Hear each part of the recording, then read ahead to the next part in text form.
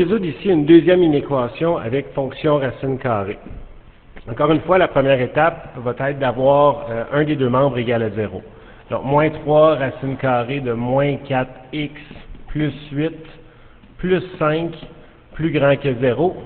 Et dès cette étape-ci, je sais que je m'intéresse à la portion de la courbe qui sera strictement positive.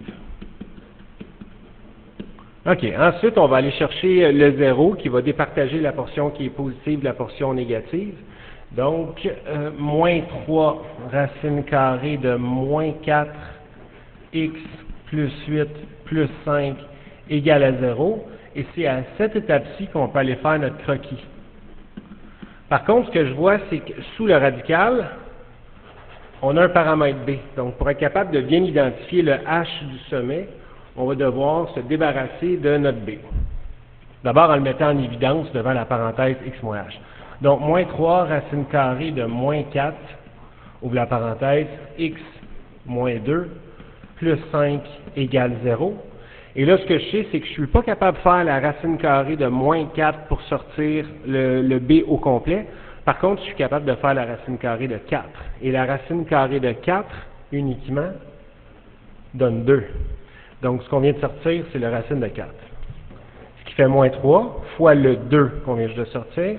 Racine de moins x moins 2 plus 5 égale à 0. Et moins 3 fois 2 donne moins 6. Moins 6, racine carrée de moins x moins 2 plus 5 égale à 0. Et nous, dans notre cas ici, c'est vraiment maintenant qu'on va aller tracer notre croquis. Donc, j'ai un HK en 2,5.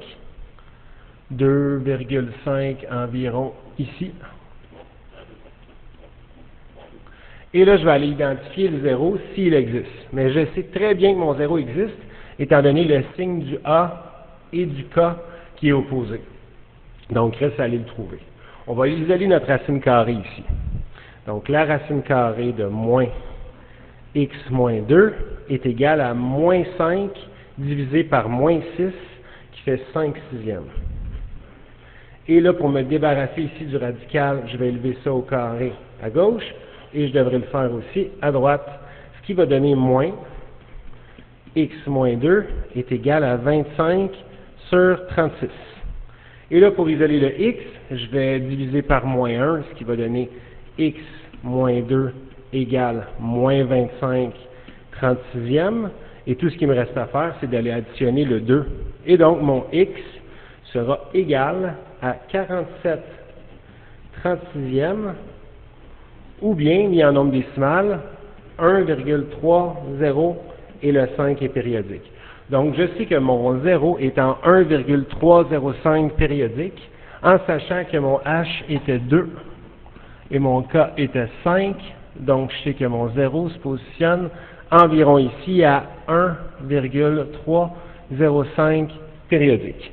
Maintenant, je peux aller tracer ma courbe qui va ressembler environ à ça. Et je sais, parce qu'on l'avait déjà établi dès le départ, qu'on cherche ce qui est strictement positif. Il manquait le R ici. Donc, strictement positif. Donc, je cherche cette portion-là de la courbe. Maintenant, sur quel intervalle du domaine est-ce que cette fonction-là est strictement positive?